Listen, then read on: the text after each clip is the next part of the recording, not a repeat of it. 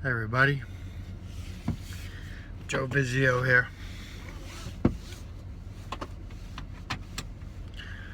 Got my my do-rag back.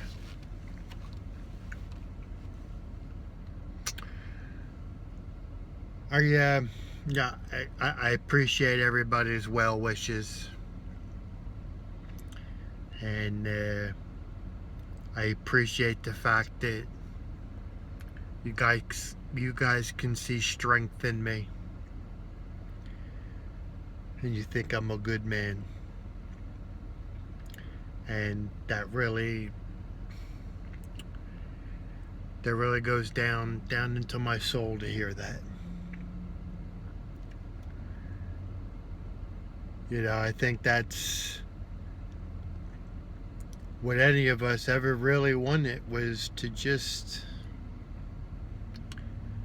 literally be good boys and girls, right?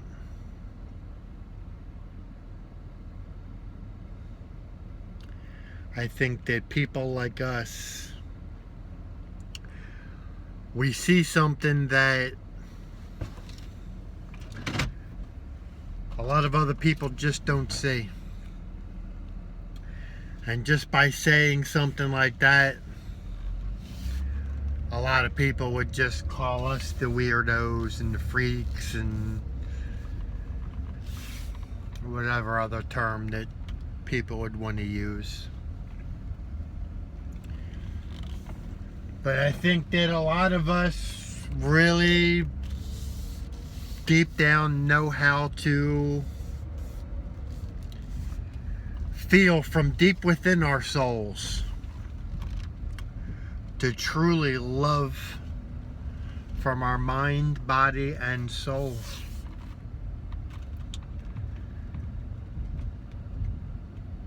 We can understand what it feels like on the other side, because we can literally just put ourselves into somebody else's shoes and feel their pain. A lot of that sometimes is what helps to get us abused. Most of the time we don't recognize that it's happening.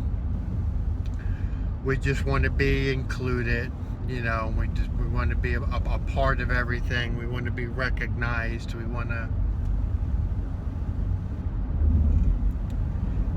sometimes just blend in unnoticed. Just let us be.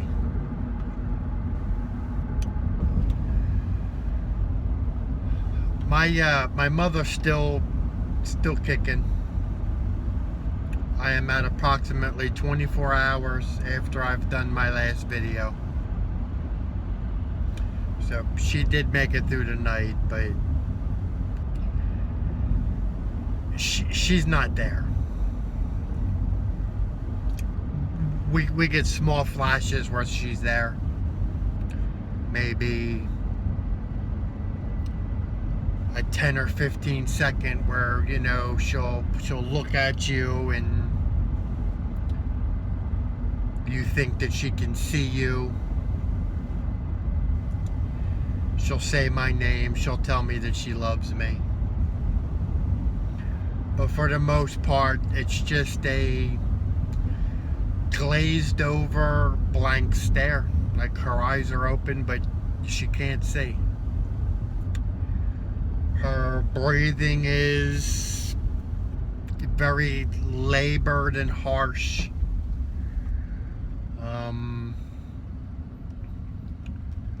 You know, we're giving her a full syringe by mouth of morphine mixed with Xanax,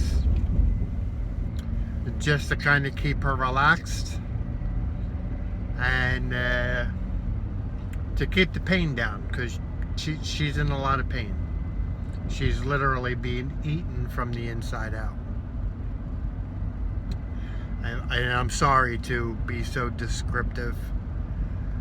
I'm sure some of you have seen this. Maybe some of you have not, and someday you may be in my shoes.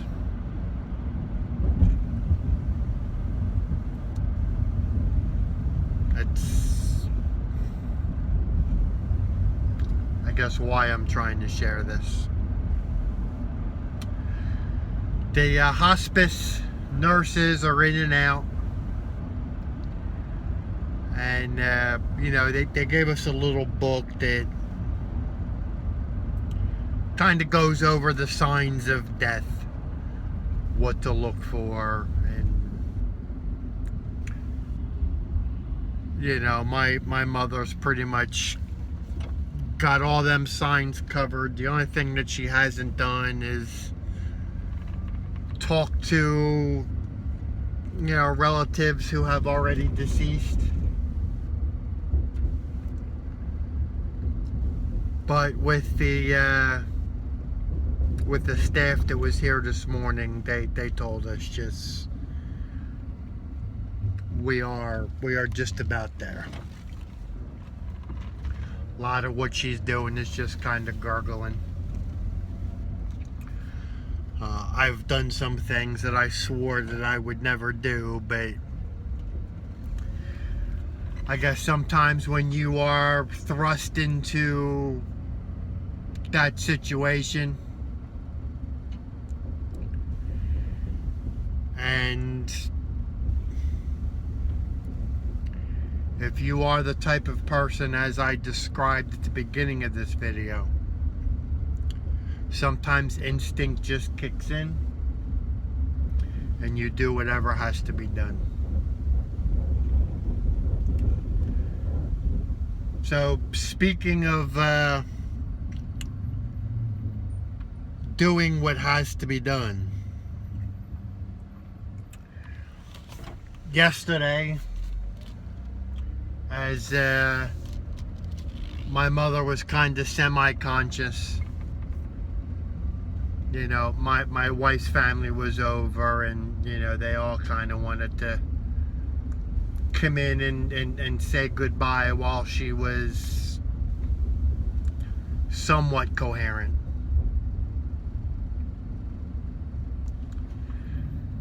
And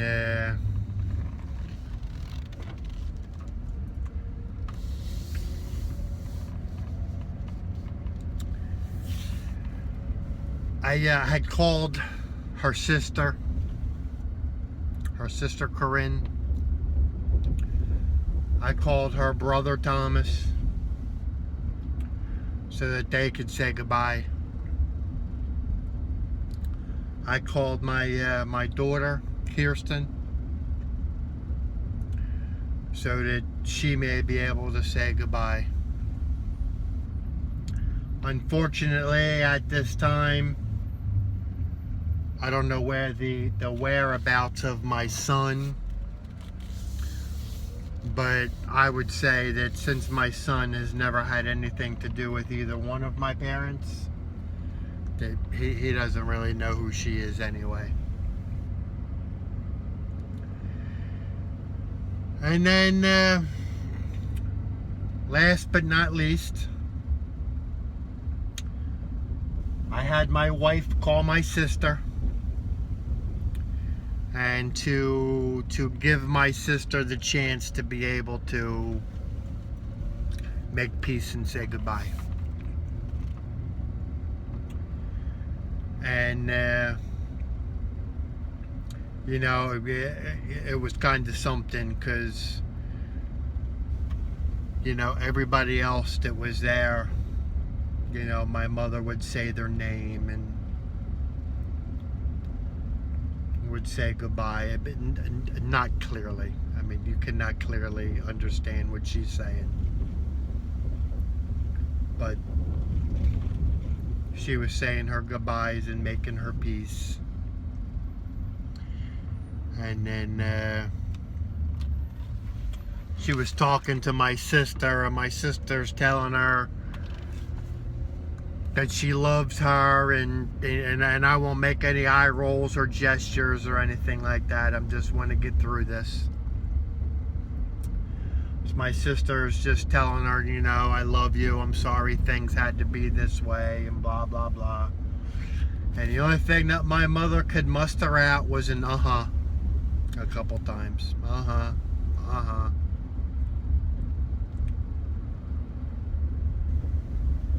But calling my sister was kind of really something that my wife thought that we should do, because maybe she thought that my mom had just some unfinished business, and maybe that's just why she won't pass over. So today I was just talking to one of my best buddies, and I mean, not even 2 months ago, he just lost his mother to cancer. So where I'm at right now, he was standing in my shoes, and he told me that he says, you know, it's a shame that my sister is really going to regret not coming over to see her mother. And I agreed with him. So I just went out and I told my wife, I said, you know, I'm going to send a message to my sister as if I was you, and I'm going to tell her that I said if she wants to come over and pay her last respects to her mother, that I will leave the house so that she doesn't have to see me.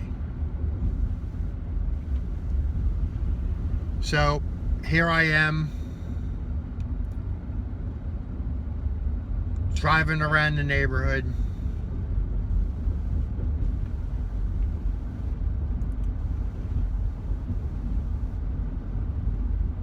allowing my sister to have some privacy to say goodbye to her mother. And I'm glad that she's getting the opportunity to do that. I'm so angry with my sister, because my sister left this all on my shoulders. And this was my main complaint with my sister. It had nothing to do with my father. It had nothing to do with her relationship to my father.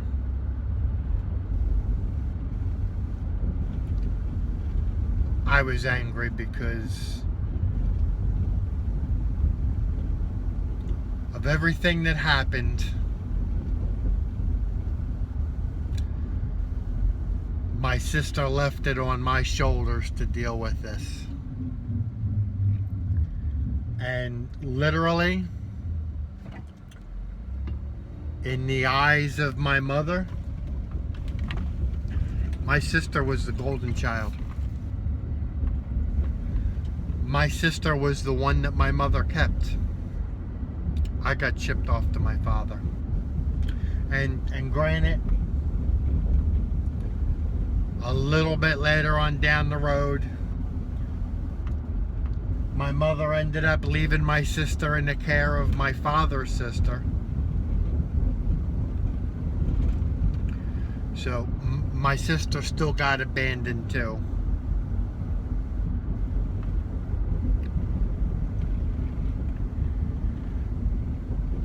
But my sister could have helped me out with this.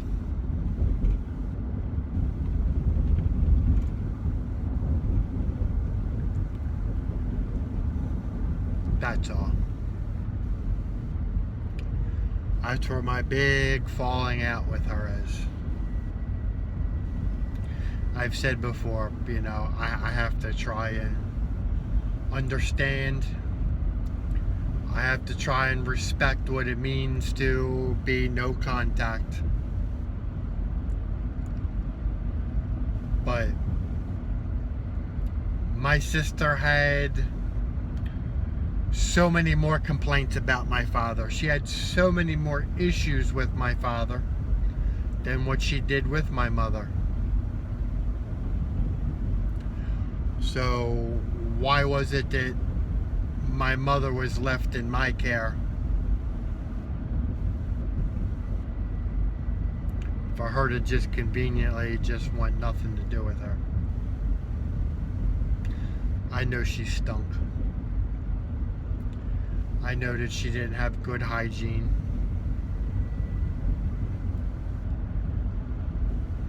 Knew that she's sick. And that she was eventually just going to go completely downhill.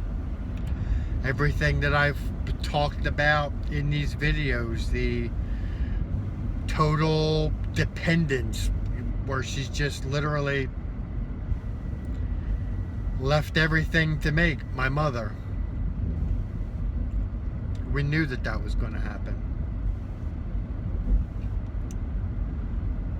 But my sister bailed out.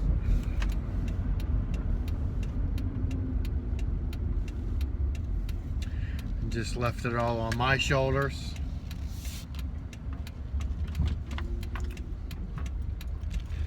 And then has the nerve to call me crazy because I'm the one that stood up and called my father out on all his bullshit.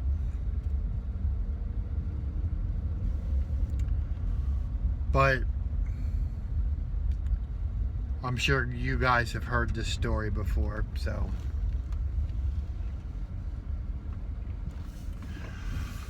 that's where I am. That is the progress that has been made. And I have to say that, you know, I mean, I've read through every one of your comments. I mean, that literally, it notifies me as soon as it comes in. I've really not had much time to sit down and write some replies and thank yous and all that. I mean, I did a little bit on Facebook. But I can feel you guys all right here with me. And I know you're watching, because I know this situation just might be a window to some of your future. And what's happening with me now is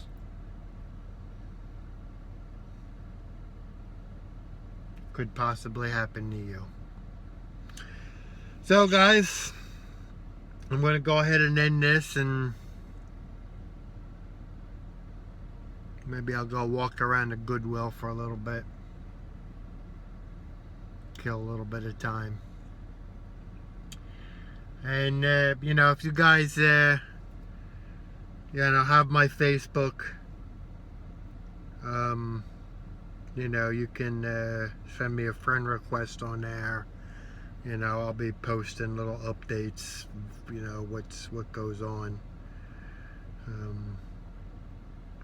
You know, and I'll make another video as soon as I can. I mean, needless to say, I'm not working right now.